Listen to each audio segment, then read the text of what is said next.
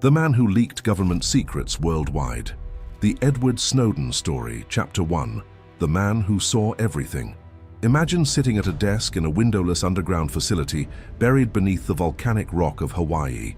Around you, banks of monitors glow with data, not dozens of streams of information, not hundreds, but millions of intercepted communications flowing in from every corner of the globe.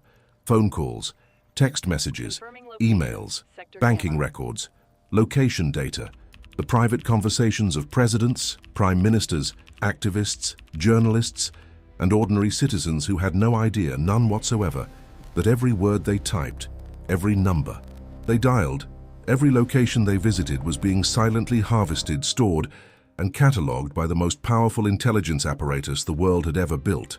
The man sitting at that desk was not a general. He was not a senator or a cabinet secretary, or even a high-ranking official with decades of service medals adorning his chest. He was a 29-year-old contractor with no college degree, a young man who had grown up playing video games and tinkering with computers in suburban Maryland. A man who, a decade earlier, had been working as a security guard at a university research facility. His name was Edward Joseph Snowden, and he was about to do something that no single person in the history of American intelligence had ever done before. He was going to blow it all open. He was going to take the most closely guarded secrets of the National Security Agency, secrets that had been protected by layers of classification, by sworn oaths, by criminal statutes carrying decades of prison time, and hand them directly to the world. What he revealed would shake governments on every continent. It would force the United States Congress to rewrite the laws governing surveillance.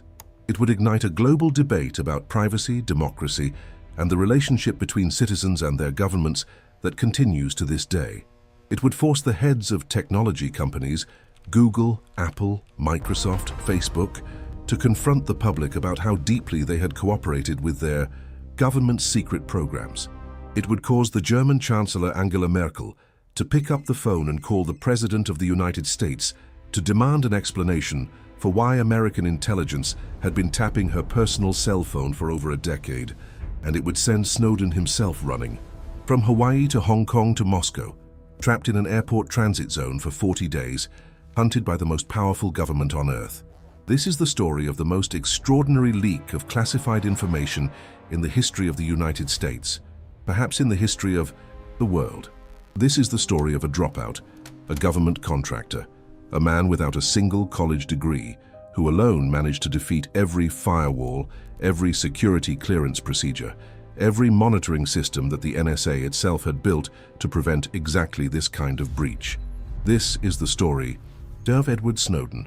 If you find this kind of story as fascinating as we do, stories about real people who challenge systems of power that most of us never knew existed, then this is the channel for you.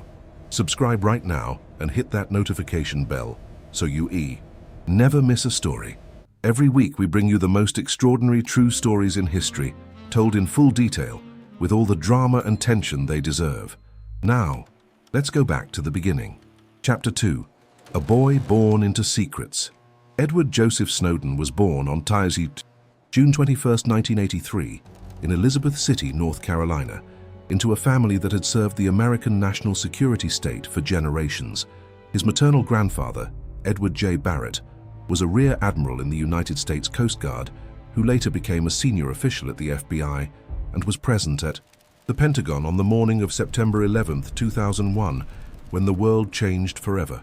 His father, Lon Snowden, spent his career as a warrant officer in the Coast Guard's Aeronautical Engineering Division. His mother, Elizabeth Snowden, worked as a clerk for the United States District Court in Baltimore. This was a family for whom service to the government was not simply a career. It was a calling, an identity, a way of understanding the world. When Edward was young, his family moved to Crofton, Maryland, a quiet suburb perched just miles away from Fort Meade, the sprawling military complex that houses the headquarters of the National Security Agency. The NSA loomed over the geography of his childhood in ways he could not fully understand at the time. The agency employed tens of thousands of people in that part of Maryland, and its presence shaped the local economy, the culture, the very rhythm of daily life. It was, in a very real sense, the world into which Edward Snowden was born. He was, by most accounts, a bright but disengaged student. He dropped out of high school, struggling with mononucleosis, and never completed a traditional secondary education. He earned his GED and enrolled at Anne Arundel Community College, taking courses in computer science, but never finished his degree.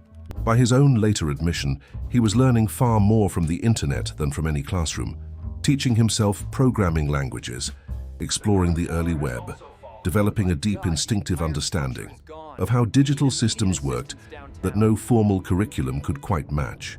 In the aftermath of the September 11th attacks, inspired by a fierce sense of patriotic duty, Snowden enlisted in the United States Army in May 2004 as a candidate for the Army Special Forces, the elite units that operated in the most dangerous corners of the world.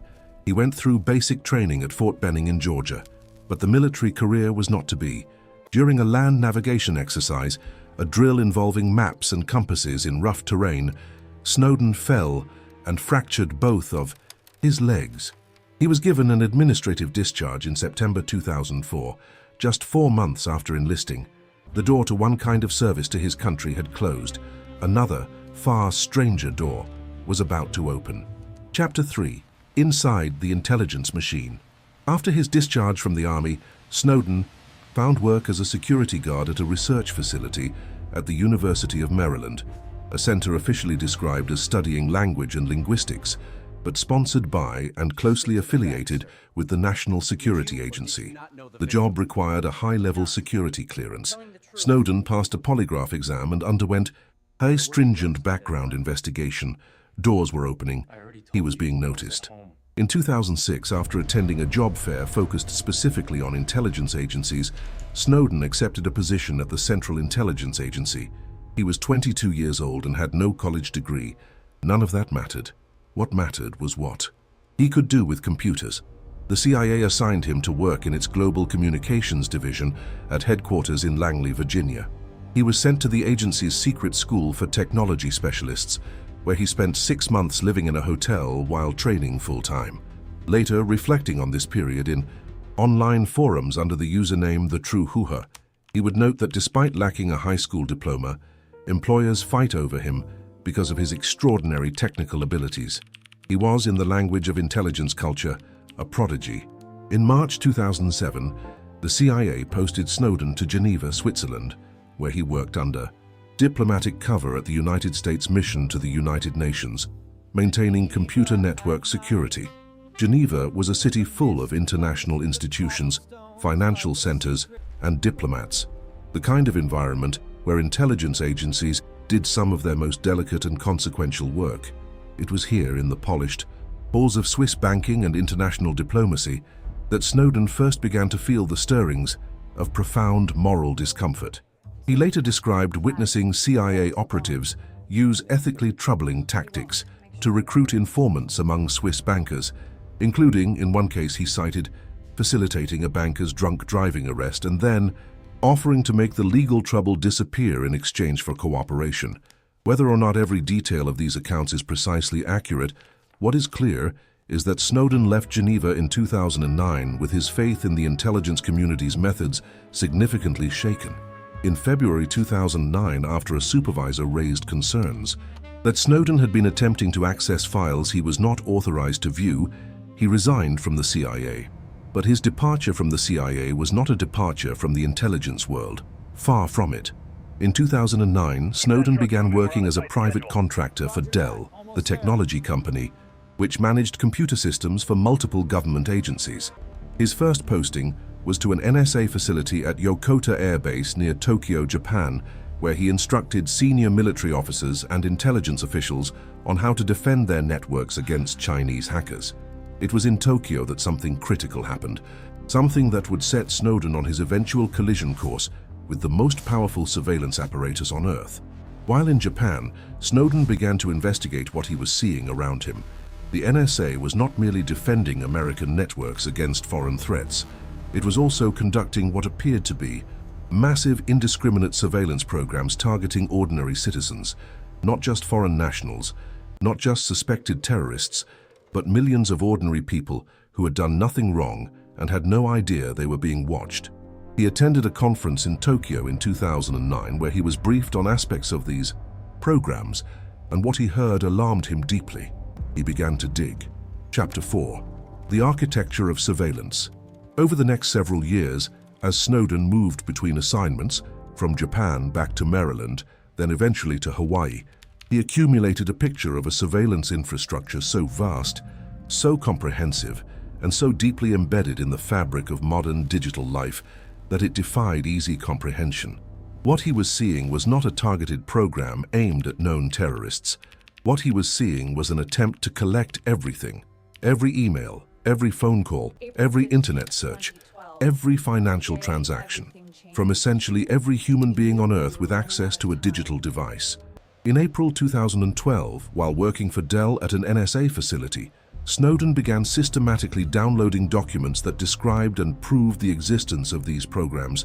It was an extraordinarily careful process. He was working inside one of the most sophisticated signals intelligence facilities on Earth, surrounded by analysts trained to detect exactly this kind of insider threat. He had to move slowly, methodically, and invisibly, exploiting his deep knowledge of the systems he had spent years building and maintaining to navigate around the very detection mechanisms he knew intimately. What he was gathering was extraordinary.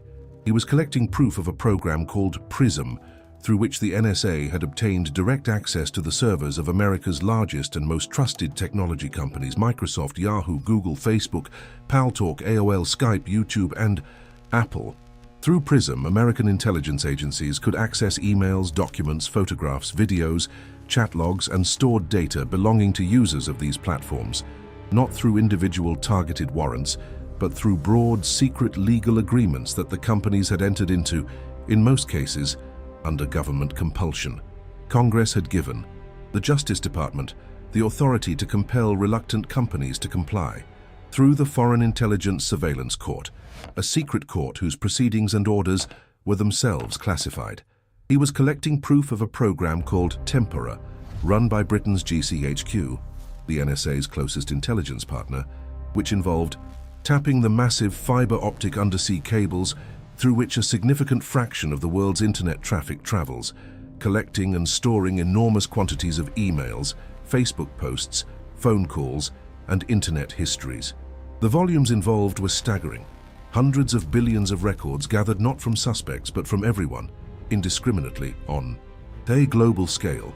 He was collecting proof of a program called XKeyscore, described internally as the NSA's most powerful tool for searching the global internet, which allowed analysts to search through the content of emails, online chats, and browsing histories with extraordinary granularity.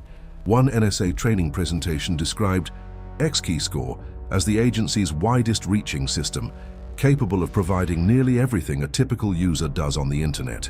He was collecting proof that the NSA was harvesting hundreds of millions of email and instant messaging contact lists from around the world, that the agency was tracking and mapping the location of cell phones on a massive scale, that it was secretly accessing the internal data centers of Google and Yahoo through a program called Muscular, tapping into the private networks that connected those companies' data centers around the world and extracting data in bulk, data that belonged to hundreds of millions of ordinary users, that it was using internet advertising tracking cookies as a mechanism to pinpoint targets for government hacking, that it was systematically attempting to undermine and weaken encryption standards used by billions of people worldwide.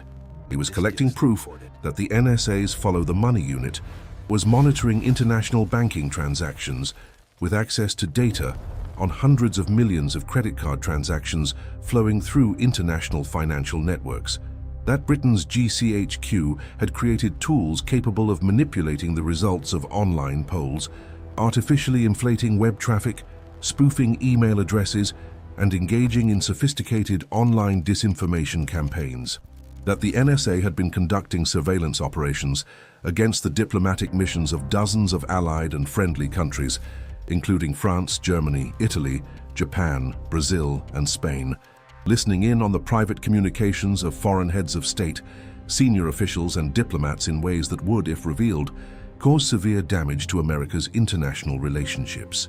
In March 2013, Snowden reached what he described as his breaking point.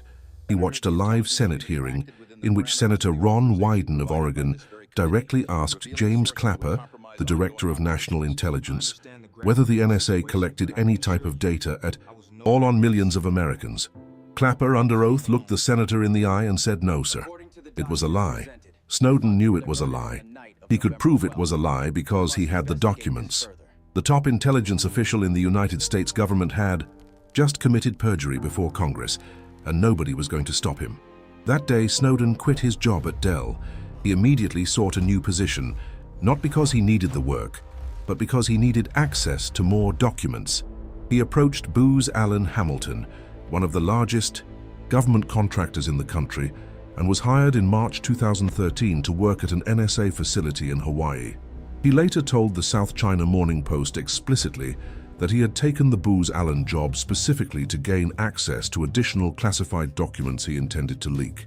The counterintelligence apparatus of the most powerful intelligence organization on Earth had no idea that the contractor they had just hired was already preparing to bring the entire edifice crashing down around them. Chapter 5. The Encrypted Stranger.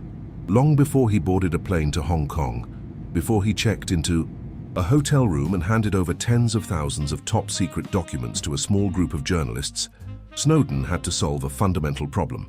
How do you contact journalists when you are one of the most privileged insiders in the world's most secretive intelligence agency without being detected by that agency's omniscient surveillance systems? The answer required extraordinary patience and sophistication. In December 2012, Snowden sent an encrypted email to Glenn Greenwald, a lawyer and journalist who wrote about national security and civil liberties for the British newspaper The Guardian, working from his home in Rio de Janeiro. The message was cryptic and guarded, promising sensitive information of enormous public importance, but insisting that Greenwald first set up proper encryption on his own communications. Greenwald, who received messages from all kinds of people claiming to have extraordinary secrets, found the technical requirements too cumbersome and initially did not follow through. Snowden did not give up. He shifted his approach. In January 2013, he contacted Laura Poitras, an American documentary filmmaker who had spent years making films critical of American military and intelligence policy, and who had herself been placed on government watch lists as a result of her work. Snowden chose Poitras specifically because he had read about her in a New York Times piece about NSA whistleblower William Binney, and recognized in her someone who genuinely understood the stakes, who knew how to handle sensitive material, and who had the technical sophistication to communicate securely. He signed his initial messages to her Citizen4, the code name under which he would become famous. In his first message, he wrote to her, "At this stage, I can offer nothing more than my word. I am a senior government employee in the intelligence community. I hope you understand that contacting you is extremely high risk. This will not be a waste of your time." He was communicating from computers that wiped all traces of their activity every time they were shut down. He was using encrypted email protocols that the NSA's own analysts would have found difficult to crack. He had, after all, spent years building and maintaining the very surveillance systems he was now evading. He knew precisely which threads not to pull. Through Poitras, the connection to Greenwald was re-established. A third journalist, Barton Gellman of the Washington Post, was also brought into the circle through Poitras. Separately, Snowden established contact with Ewan McCaskill, a veteran Guardian correspondent based in New York. Over the following months, Snowden sent small batches of documents to demonstrate that he was genuine, not a fantasist, not an agent provocateur, but someone with real, extraordinary access to real, extraordinary secrets. When Greenwald finally looked closely at what had been sent, even before the full archive was revealed, his reaction was one word, repeated: "Wow." Chapter 6. The Man with the Rubik's Cube. In May 2013, Snowden told his supervisors at the NSA facility in Hawaii that he needed to take medical leave for treatment of epilepsy, a condition he had genuinely been diagnosed with the previous year. He told his girlfriend, Lindsay Mills, that he would be away for a few weeks, though he was deliberately vague about where he was going and why. He emptied his bank account. He filled an old steel ammunition box with cash and left it where Lindsay would find it. He erased and encrypted old computers. He repaired things around their house, changed light bulbs, fixed doors, small acts of care that he described in his memoir as suffused with the feeling of an ending. On May 20th, 2013, Edward Snowden boarded a flight from Hawaii. He was carrying several laptops loaded with tens of thousands of the most sensitive classified documents in American history. His destination was Hong Kong. He checked into room 1014 of the Mira Hotel, a 300 per night boutique hotel in the Tsim Sha Tsui district of Hong Kong, overlooking Kowloon Park. For the next several days, he stayed mostly in his room, ordering food, watching television, waiting. He communicated with the journalists through encrypted channels. He prepared what he would say and show them. He thought carefully about the order in which revelations should be released to maximize public understanding and minimize the risk of harm to individuals. On June 2, 2013, Glenn Greenwald and Laura Poitras landed in Hong Kong, accompanied by Ewan McCaskill of The Guardian. They had been given instructions on how to find their source. They were told to go to a specific floor of a specific hotel at a specific time and to look for a man holding a Rubik's Cube. Snowden had chosen the Rubik's Cube as his identification marker, a small, playful, geometric puzzle that would stand out just enough to be recognizable, without seeming conspicuous to anyone else. When the journalists arrived, they were expecting to meet someone older, someone who looked like a seasoned intelligence veteran. Instead, they found a young man, thin, calm, clear-eyed, who looked, as Poitras later put it, much younger than we expected. He would have been at home in any technology startup in Silicon Valley. Over the next 8 days, in that hotel room, with the curtains often drawn and the television turned up to mask their conversations from potential surveillance, Snowden handed over tens of thousands of top-secret documents and submitted to hours and hours of interviews. Laura Poitras filmed everything, more than 20 hours of footage shot in the cramped, ordinary space of a Hong Kong hotel room. Greenwald, who had been given a large set of documents on a memory stick during the taxi ride to the airport in New York, described going through them on the plane as one of the most overwhelming experiences of his professional life. The documents covered every conceivable topic, the vast bulk of them classified top secret, describing surveillance programs of a breadth and ambition that even Greenwald, who had spent years writing about government overreach, had not imagined possible. He later described it as the mother of all leaks. Chapter 7. The Bomb Goes Off. On June 5, 2013, The Guardian published its first story based on Snowden's documents. It was a 4-page secret court order from the Foreign Intelligence Surveillance Court, directing a subsidiary of the telecommunications company Verizon to turn over the telephone metadata of millions of its customers. Every call, every number dialed, every duration, every location, to the NSA and the FBI on a daily, ongoing basis. Ordinary American citizens who had done nothing wrong, suspected of nothing, were having their every phone activity harvested by their government under a secret court order they had no way of knowing existed, issued by a court they had no way of appearing before. The reaction was immediate and electric, but that was only the beginning. The following day, June 6, The Guardian and The Washington Post simultaneously published detailed exposés of PRISM, the program through which the NSA had obtained access to the servers of the largest technology companies on Earth: Google, Apple, Facebook, Microsoft, companies that hundreds of millions of people trusted with their most personal data had been cooperating with a secret government surveillance program. Some of the companies pushed back on the characterization of the access as direct, but none could deny the fundamental reality. The NSA had been extracting user data from their servers on a massive scale. On June 8th, The Guardian published NSA slides showing a program called Boundless Informant, which revealed that the NSA had collected nearly 3 billion pieces of intelligence inside the United States alone in a single month, February 2013. 3 billion pieces of intelligence in a single month from inside the borders of the country whose constitution explicitly protected its citizens from unreasonable searches and seizures. On June 9, 2013, Snowden himself stepped forward. In a video interview filmed by Poitras and published by The Guardian, He identified himself by name, by employer, by location. Edward Snowden, Booz Allen Hamilton contractor, speaking from a hotel room in Hong Kong. He was, he said, a 29-year-old infrastructure analyst for the NSA. He had decided to go public because he believed the public deserved to know what their government was doing in their name. "I don't want to live in a world where everything I do and say is recorded," he told Glenn Greenwald. "That is not something I'm willing to support or live under." He spoke calmly, without apparent fear, with extraordinary precision about the programs he had exposed and the reasons he had exposed them. The world erupted. Within hours, Snowden's name was known on every continent. The NSA, the most secretive and well-funded intelligence agency in American history, an organization that for decades had operated in near-total darkness, whose very existence had long been a subject of official non-confirmation, was suddenly in the full glare of global public scrutiny.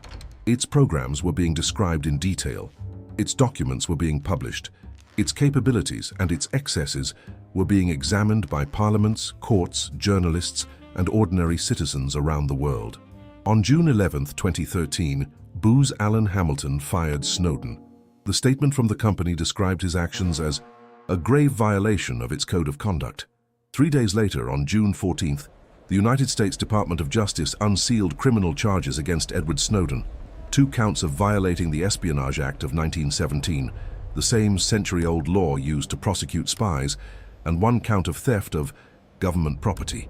Together, the charges carried potential sentences of up to 30 years in federal prison. Chapter 8. 40 days in the airport. Snowden had known charges were coming. He had prepared for this. His plan was to leave Hong Kong as quickly as possible and travel to Latin America, specifically Ecuador, whose government had already granted asylum to WikiLeaks founder Julian Assange. He had reached out to WikiLeaks through the journalist network that had formed around his disclosures, and WikiLeaks had responded with practical help. A WikiLeaks representative named Sarah Harrison, a young British woman and long-time associate of Julian Assange's, arrived in Hong Kong to serve as Snowden's escort. Before leaving, Snowden made a crucial security decision. He wiped all 4 of his laptops completely clean and destroyed the cryptographic key that would have allowed him or anyone else to access the documents on them. He wanted to ensure that if he were captured or detained, there would be no intelligence material on his person that could be extracted by any government, including the Russian government through whose territory he would be passing. He later told reporters he had given all the documents he intended to release to the journalists in Hong Kong and retained nothing for himself. On June 23, 2013, Edward Snowden boarded a commercial Aeroflot flight to Moscow. The plan was simple: a layover in Moscow's Sheremetyevo International Airport, then onward to Havana, Caracas, and finally Quito, Ecuador. A straightforward, if circuitous journey for a man seeking political asylum. Somewhere over the Pacific, as Snowden's plane was in the air, the United States Department of State revoked his passport. He landed in Moscow with no valid travel documents. Russian border officials brought him to a small room in the airport transit area. He was not in Russia. He was not in any country. He was in a kind of diplomatic no man's land, the transit zone of an international airport, where the ordinary rules of asylum and extradition did not clearly apply. He had planned to be in Moscow for 20 hours. He would be there for 40 days. During those 40 days, the drama playing out in the Sheremetyevo transit zone was extraordinary. The United States government worked aggressively to prevent Snowden from leaving Russia, pressuring countries along his planned route not to allow him to board connecting flights, pressuring Ecuador and other potential asylum destinations to refuse his application, and apparently threatening diplomatic and economic consequences for any country that chose to help him. 27 countries rejected his asylum requests. The governments of much of Western Europe, countries that prided themselves on their commitment to human rights and political asylum, declined to grant Snowden refuge, citing the risk of damaging their relationships with Washington. Inside the transit zone, a Russian intelligence officer from the Federal Security Service, the FSB, the main successor to the KGB, sat Snowden down and offered him a deal. The officer told him that his American passport had been cancelled, that life for a person in your situation can be very difficult without friends who can help, and asked whether there might be some small thing Snowden could share in exchange for assistance. Snowden refused. He refused categorically and has continued to insist since that he did not cooperate with Russian intelligence services in any way, before, during, or after his time in the airport. The Russian officer was reportedly surprised. He had apparently not expected a man in that desperate a situation to say no. Anonymous Pentagon officials later told journalists that they wanted Snowden dead. One official told BuzzFeed, "I would love to put a bullet in his head." An NSA analyst was quoted as saying that if he were not restricted from killing an American citizen, he would go kill Snowden himself. These quotes were so extreme that a State Department spokesperson was forced to publicly condemn them, acknowledging implicitly that the threats had been made. On August 1, 2013, after 40 days in the transit zone, surviving on Burger King Whoppers and whatever else was available in the airport's commercial area, Russia granted Snowden temporary asylum for 1 year. He walked out of the airport terminal into Moscow's summer air. He was a free man, in a very limited sense of that word, in a country he had never intended to visit and whose language he did not speak. He did not know it yet, but he would not leave Russia for years. He has not left since. Chapter 9. The Cascade. While Snowden sat in the Moscow airport, the revelations continued. The documents he had given to journalists kept yielding extraordinary disclosures, published over the following months by The Guardian, The Washington Post, Der Spiegel in Germany, Le Monde in France, O Globo in Brazil, and media outlets in Sweden, Canada, Italy, the Netherlands, Norway, Spain, and Australia. Each new disclosure widened the circle of outrage and deepened the global debate. In September 2013, The Washington Post published Snowden's documents revealing the NSA's black budget, a secret allocation of $52.6 billion for intelligence operations in the fiscal year 2013, distributed among 16 intelligence agencies. The document revealed not only the scale of American intelligence spending, but the specific successes, failures, and priorities of the intelligence community, information that was, in the view of officials, among the most sensitive and consequential of all the leaked materials. In October 2013, Der Spiegel published documents revealing that the NSA had been monitoring the personal cell phone of German Chancellor Angela Merkel since at least 2002, a period spanning multiple American presidencies and multiple German coalition governments. This was not surveillance of a hostile foreign leader. This was the surveillance of one of America's closest allies, the leader of the most important country in continental Europe, by the intelligence apparatus of her most important partner. Merkel called President Obama directly. The conversation was reportedly brief and extremely tense. "Friends do not spy on friends," she told him. The European reaction to the Snowden revelations was fierce. Merkel's case was only the most dramatic example of a broader reality.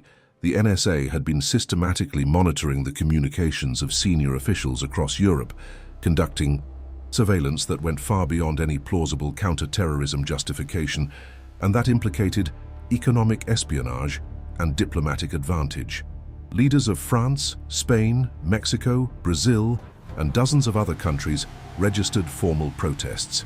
Brazil's President Dilma Rousseff, who had herself been a target of NSA surveillance, cancelled a state visit to Washington, a dramatic diplomatic repudiation of the United States by one of the most important countries in the Western Hemisphere.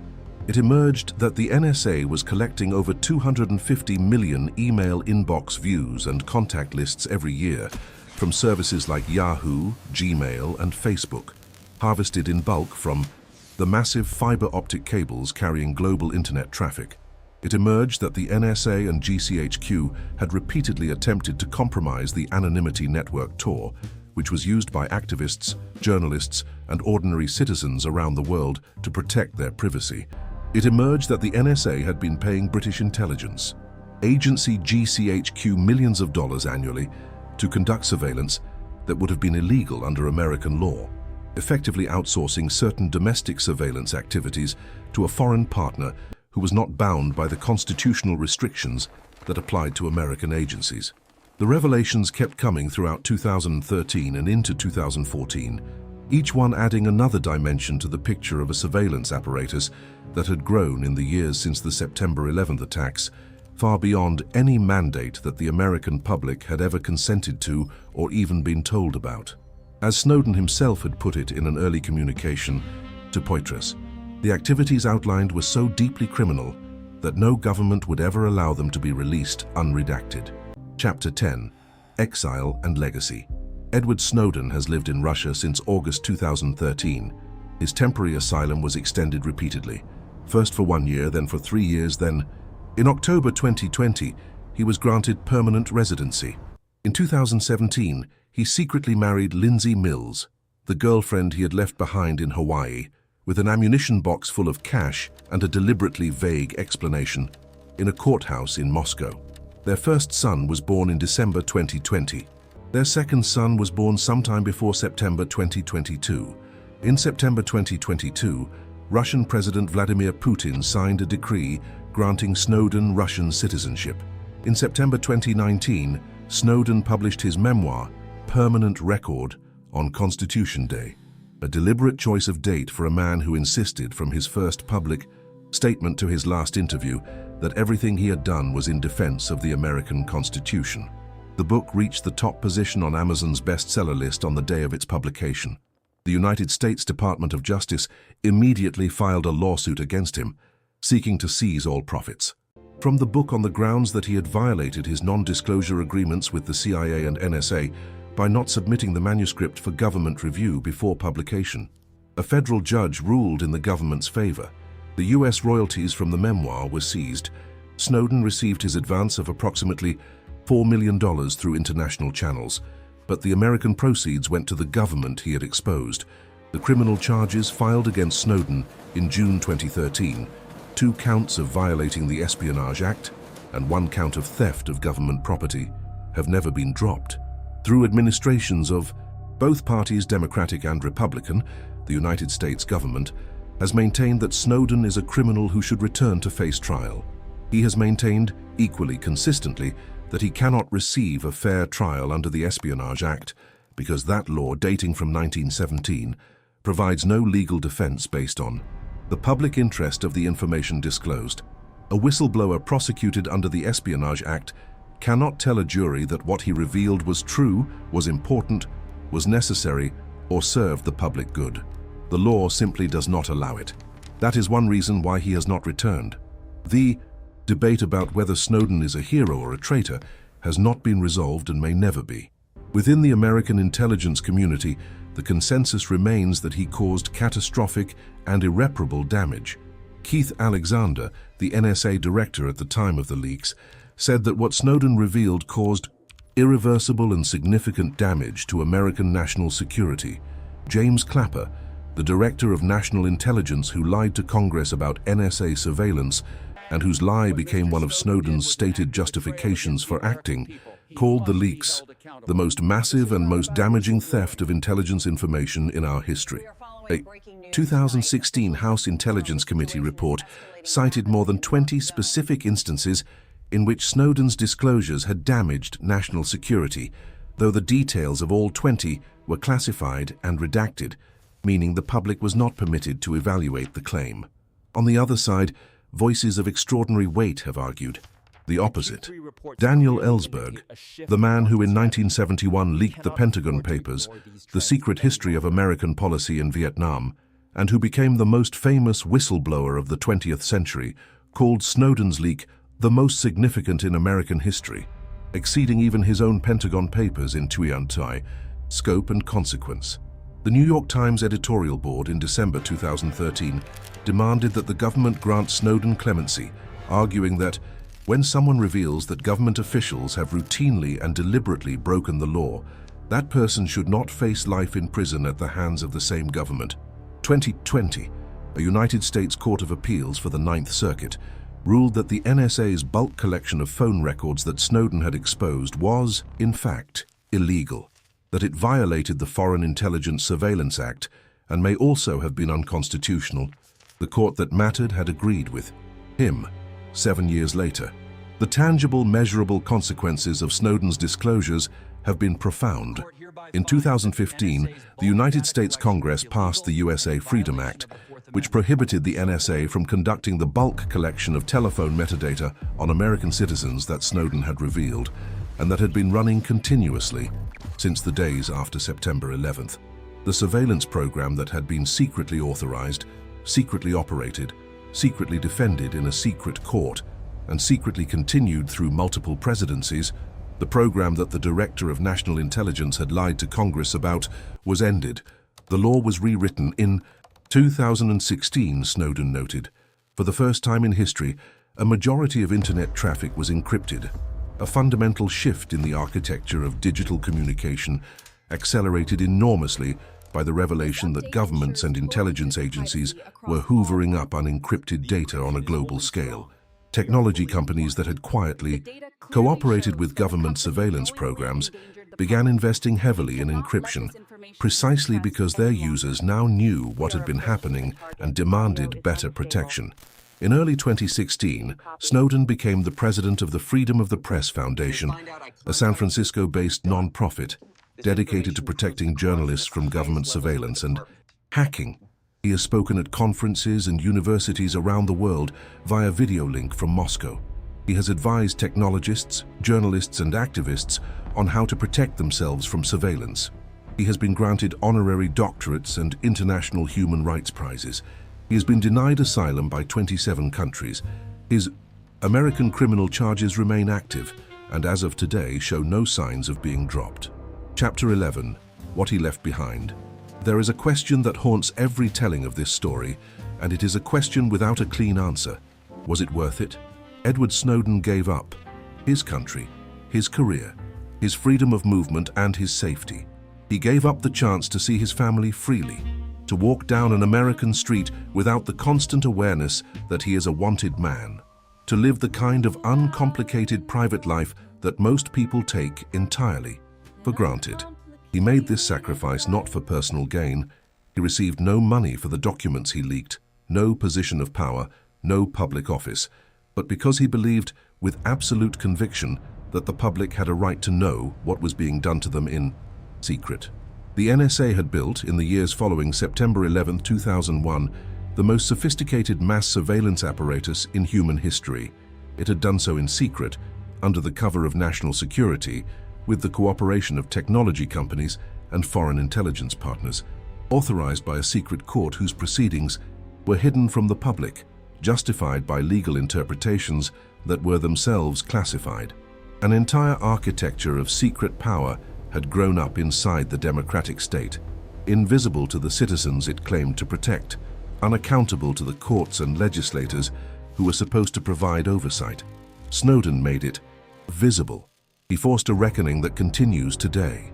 Pentagon investigators later concluded that Snowden had committed the biggest theft of US secrets in the history of the United States. Sir David Omand, a former director of GCHQ, described the disclosure as the most catastrophic loss to British intelligence ever. Australia's government described it as the most damaging blow dealt to Australian intelligence in history. These assessments speak to the scale of what Snowden did, and perhaps also to the scale of what had been hidden. You do not lose catastrophically unless you have something extraordinary to lose. What the intelligence agencies lost was their secrecy. What the public gained was knowledge. Snowden himself has been consistent in his assessment.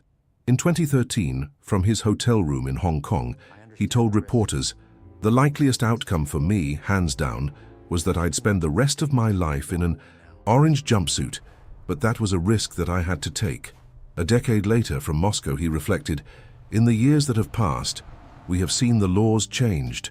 We have seen the programs change." In a 2019 interview with The Guardian, he said simply, "We live in a better, freer, and safer world because of the revelations of mass surveillance." He lives in Russia. He cannot go home. His wife gave up her life in the United States to be with him. His sons are growing up as Russians. He cannot attend the funerals of family members, or walk through the neighborhoods where he grew up, or sit at a baseball game on a summer afternoon in Maryland. He gave all of that up, and the surveillance state he exposed, diminished in some ways, reformed in others, continues to operate, because the pressures that created it have not disappeared. And because no single act of disclosure, however extraordinary, can permanently resolve the tension between security and liberty that sits at the heart of every modern democracy. But this much can be said with certainty. Before June 2013, the vast majority of people on Earth had no idea how comprehensively they were being watched. They did not know that their phone records were being collected by their government. They did not know that the companies they trusted with their most intimate digital communications were cooperating with secret surveillance programs. They did not know that their leaders were being spied on by their allies. They did not know the name Prism or X-Keyscore or Tempera or Boundless Informant. They did not know that the Director of National Intelligence had lied to their elected representatives under oath and that the lie had been accepted without consequence. After June 2013, they knew. One man, a 29-year-old contractor with no college degree, who had grown up playing video games in suburban Maryland, a few miles from the NSA's headquarters, had made sure they knew. He had outsmarted one of the most sophisticated intelligence agencies on Earth, gathered proof of programs that the most powerful government in the world had committed enormous resources to hiding, and handed that proof to the world. Whatever else one thinks about Edward Snowden, patriot or traitor, hero or criminal, visionary or reckless, the audacity of what he accomplished is undeniable. Saw the machine from the inside. He decided the world deserved to see it too, and he made it happen.